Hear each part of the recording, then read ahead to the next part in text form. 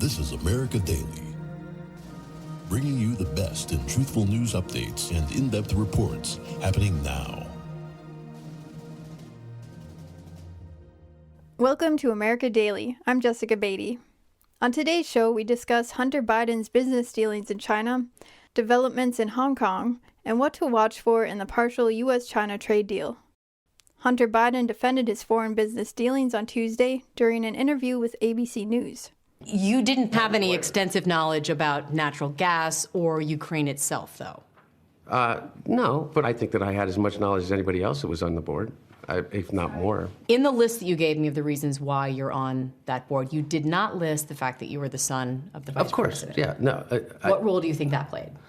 I think that it is impossible for me to be on any of the boards that I just mentioned without saying that I'm the son of the vice president of the United States. You were paid $50,000 a month for your position? Look, I'm a private citizen. One thing that I don't have to do is sit here and open my kimono as it relates to how much money I make or did or didn't.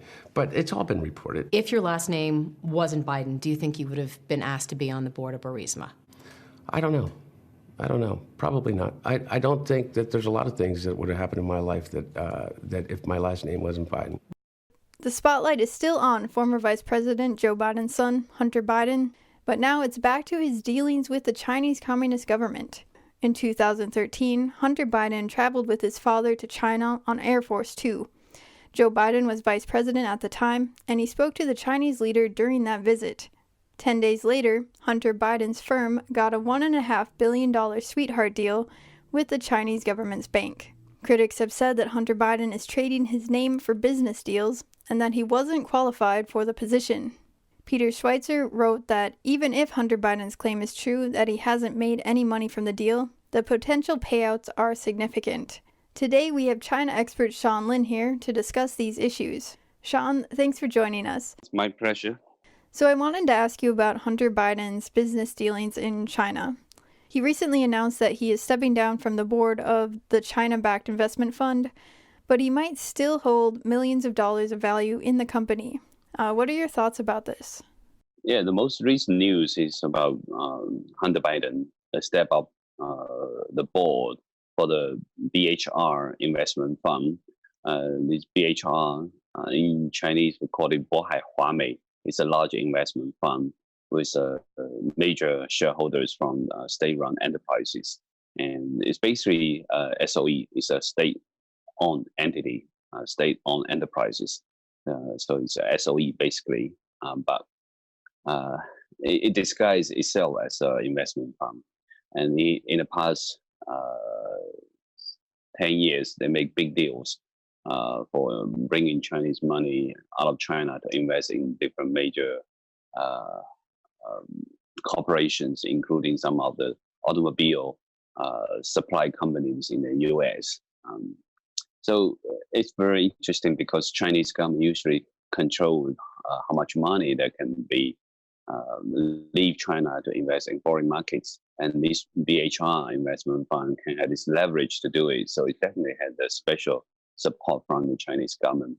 And the Hunter Biden's involvement is very suspicious because, for example, in 2013, he actually became part of the delegation from Joe Biden's. He actually became a member of the Joe Biden's delegation, a former delegation from the United States government to visit China. And he actually disappeared 2-3 days during this period. This was reported by the media before. He disappeared, and then later on, when he finished the trip in China, they will announce, they are able to establish big funds in China and to invest outside. And it's very suspicious because he's not a U.S. government officer. He's just a son of the vice president. How come he become a former delegation member and riding, Air Force Two to arrive China, receiving the red carpet, welcome? And for Joe Biden, such a sensitive, situation, how come he give his son such a special privilege, special treatment from the Chinese government? So I think some deals probably even been arranged before their trip to China. That's why he brought his sons. So this is at least is unethical to do that, to bring your son as a former delegation members. And then what is actually deals the Chinese government made with Hunter Biden's company need to be further investigated.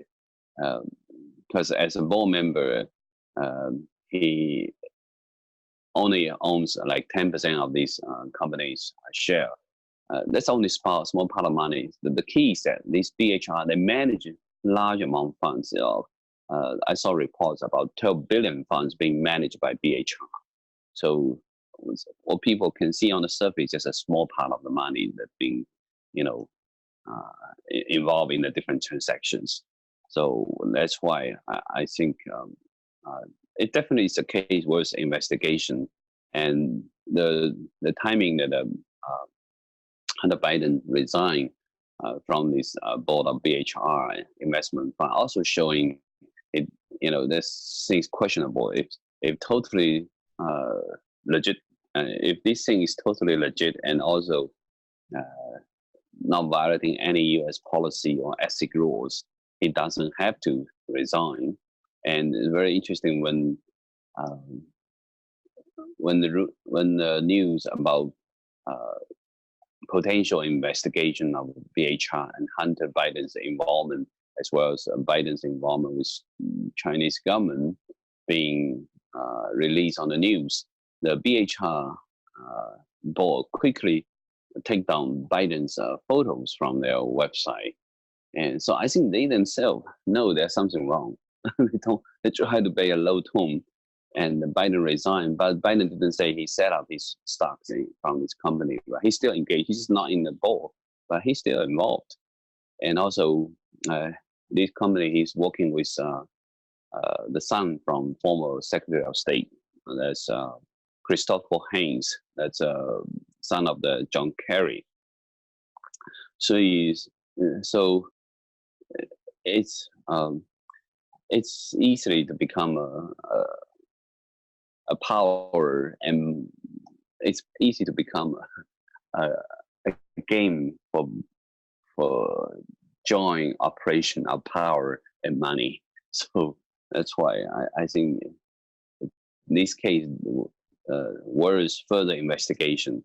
But I think the Chinese government probably they will not really take any actions because they definitely don't want Trump to win the election in 2020.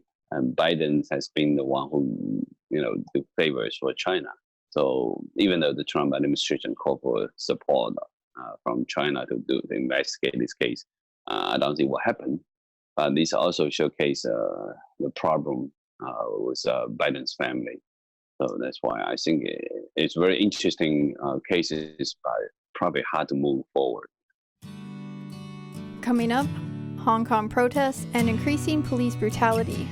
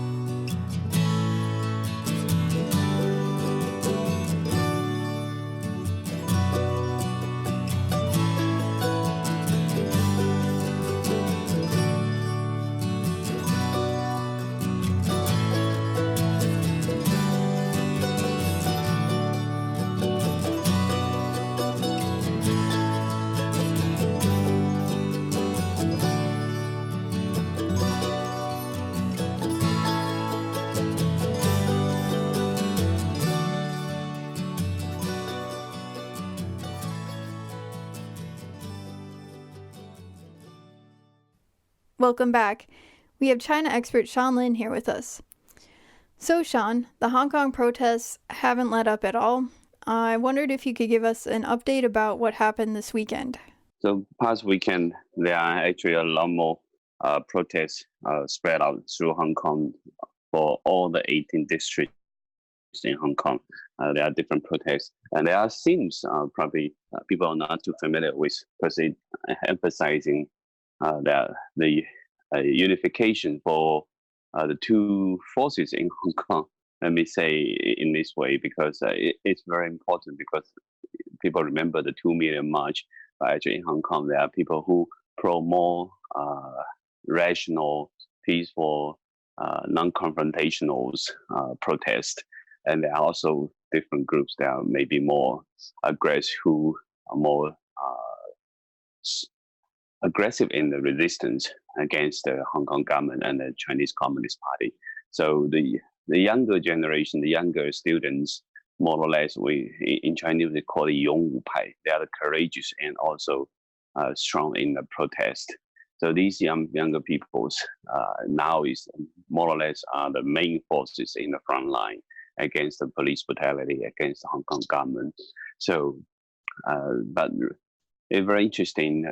Last weekend, there are more protests about calling these two different forces to unite together. Because sometimes, Chinese government like to further instigate violence from the younger generations. They want to find additional excuse to crack down on Hong Kong protest. So, in certain sense, if more violence is what the central Chinese government wants, and so these younger generation will become a target. They can try all kinds of means to irritate them. So it's now I think the Hong Kong population, a lot of the communities in different sectors try to unite it together, try to keep the efforts all together. And so I think it's a good sign. And so there are still many people supporting these young people on the different channels to support them, providing them different protection supplies, providing them foods, providing them transit tickets, all these kinds of efforts to support them. But they also want these young people to take care of themselves, not to be too risky and not walk alone in the street. Because nowadays there are so many potential dangers just caused by the Hong Kong police, and we see many cases that young people disappeared. So even probably so-called suicide cases, very suspicious on what exactly happened there. So I think the younger generation need to take care of themselves more. Yeah. I read that one of the young female protesters said that the police sexually assaulted her. Did you hear about that? Yes. Actually, that's one of the important cases. And one young female protesters stepped forward to identify herself, and that she has been a victim for sexual abuses by the police. And then another young male student, after watching her testimony, also courageously decided to step forward to expose the brutality that he experienced with the police force.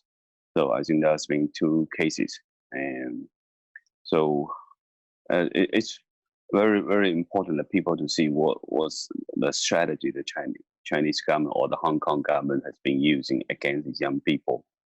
So it was actually the female student was very courageous.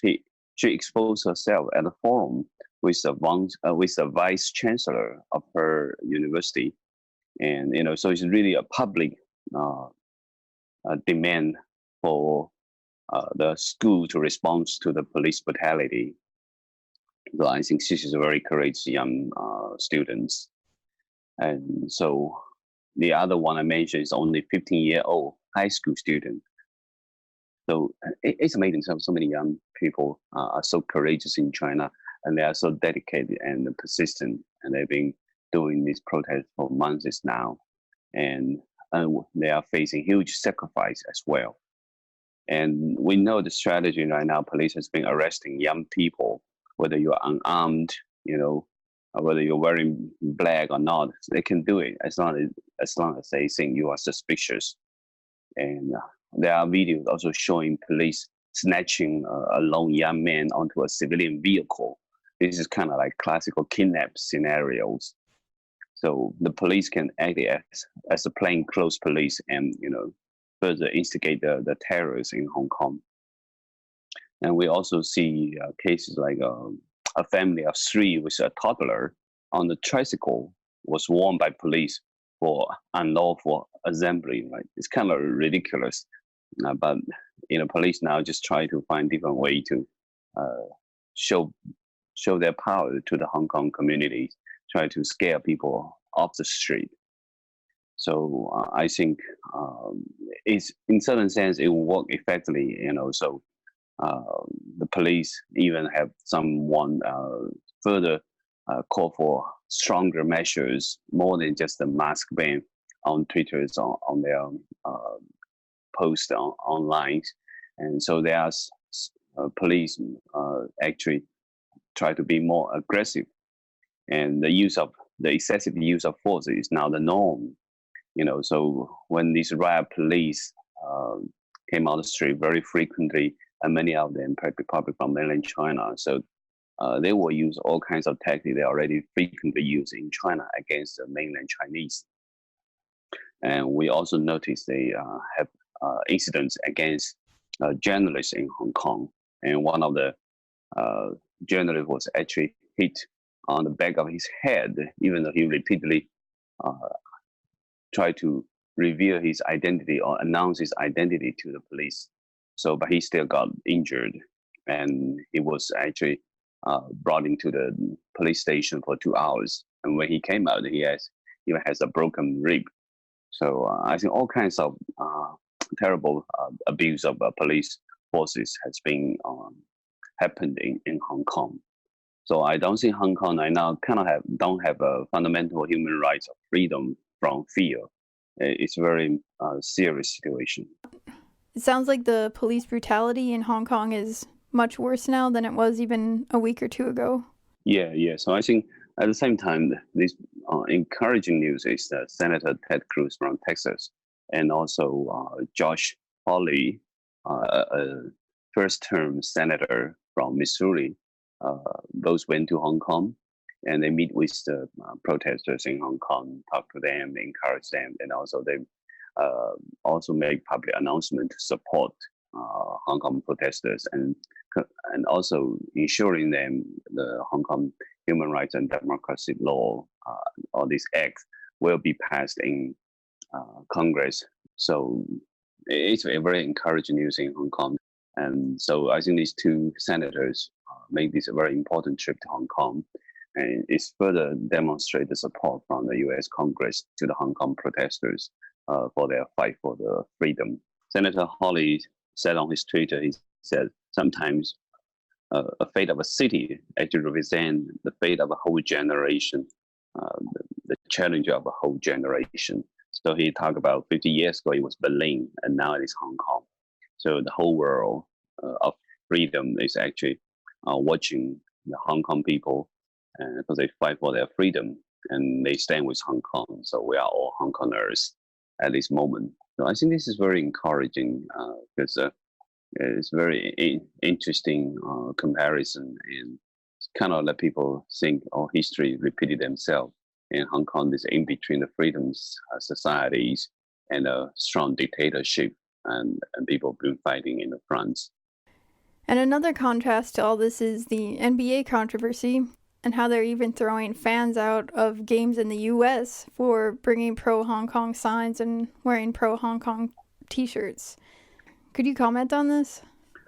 Yes, I think for these NBA episodes, it's actually a big lesson that the Chinese government should learn, because at the beginning when they mobilized the society to criticize the NBA for supporting Hong Kong, originally they was just trying to showcase their power, but they didn't know it triggered a backlash from the American society who love the freedom, and democracy.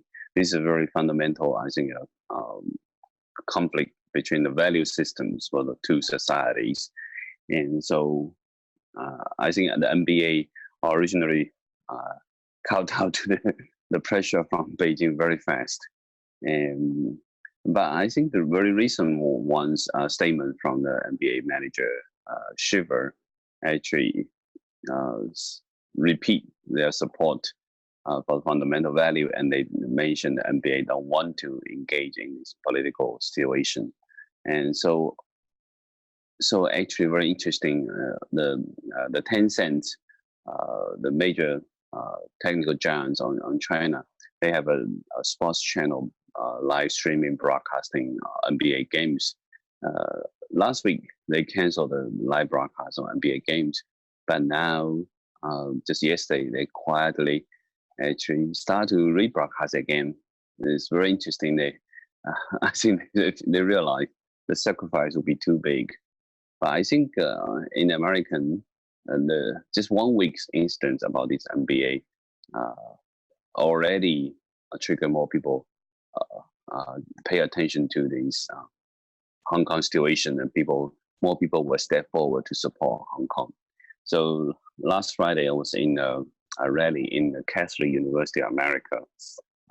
Brigadier General, retired Brigadier General from Air Force, General Spalding, actually made a speech. And in his speech, he clearly mentioned about the NBA incident, and he also emphasized this is an example. The U.S. corporations, business invest in China, they were being forced to toe the party line in different ways. And in the past, it was more directly like forcing technical transfers. And now, this kind of political campaign, public opinion manipulation, and just using the Chinese market as a tool to threaten American company. So I think it's just clearly showing the aggressiveness of the Communist Party. So I think even students in the United States are very clear about this situation. So I met many these students in the Catholic University. They all criticize the NBA's initial response to the Chinese government's pressure. Yes, and if I can further elaborate a little bit, I think it's very interesting rally because it's a very important one, because in the U.S. in the past, most of the rally were organized by the Chinese community or Hong Kong community, or like U.S. for Hong Kong, campaign groups, and primarily is initiated by these organizations that have different ties with Hong Kong. But this rally is the first time that the student group in American University, and it's a religious university, right? Catholic University, they organized this one, and it was organized by the college Democrats with the support from college Republicans as well. So it's very interesting, and you probably know that the Holy See had a deal with China early this year, so that China can ordain bishops in China with the blessing from the Holy See. That was a very controversial agreement. So I think with more Catholic university students speaking out against Chinese government's terrible abuse of forces in Hong Kong, it may trigger them to have further petition in Vatican and to the Pope. And maybe I think the Holy See need to rescind or reconsider this kind of agreement with Chinese central government, because history has shown anytime any party, any entity being cheated by the Chinese government for any kind of promise, sooner or later they will learn big lessons. And so I think it's a small rally, but it's a very significant one. Yeah. Coming up next, the partial U.S. China trade deal. Can we trust China?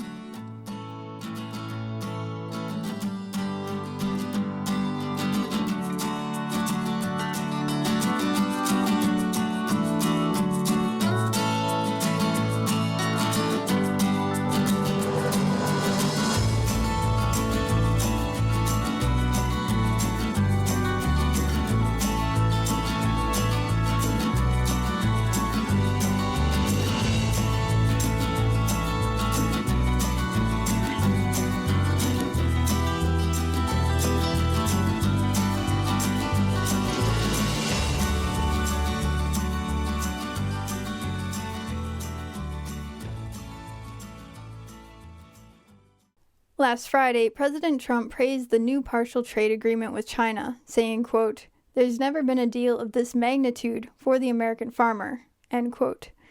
I was wondering if you could comment on the trade deal and if we can trust China. Well, in terms of trusting China making this deal or fulfill this deal, I think we just need to be very cautious, because right now it's just an initial agreement. It's not on paper yet, and it's, at least the Trump administration said it will need several weeks to put into paper. So I think when we put on the paper, we'll see exactly what kind of deal it is. And even though the Chinese government already started purchasing more agriculture product from the United States, it's a good news for American farmers. But we just need to be cautious on what other agreement is solidly put on the paper. And Chinese government has been trying to set their red lines or not to be talked on the trades. For example, they don't want to further talk about currency manipulation or a structural change, especially about industrial policy and subsidies for Chinese enterprises. So Chinese government try to set these as a red line. And also a Trump administration set their own red line. For example, they are firm. They treating Huawei as a Chinese spy agencies. You know, it's not just a trade issue, just not about tech issues on 5G front. But Chinese government want to talk about 5G, want to talk about Huawei, sanction on Huawei. But U.S. government has been firm, and they don't want to talk about Huawei, and they don't want to talk about like those 28 entities that being sanctioned last week against their involvement in the persecution of Uyghurs in Xinjiang area. So basically, it's only a partial initial stage agreement, and it's substantial. It's very meaningful because it's such a big deal that, for example, the Chinese government agreed to purchase, 40, 50 billions of products from the United States. So of course, it's a huge deal, but I think we just need to be cautious. And it's very funny, and the Chinese state news agencies like Xinhua News Agency also try to take advantage of the situation. They try to blame the United States easily become the party in a negotiation that changed a lot. So they say in the Trump administration should not alter the deal. So they are challenging Trump administration to stick to their agreement, while everyone's actually worried about whether China can stick to their promise. So it's just a very early stage, and we need to watch out for what exactly will be put on the paper. Well, Sean, thanks again for sharing your thoughts on these issues. I know you are extremely busy. Okay. Thank you very much.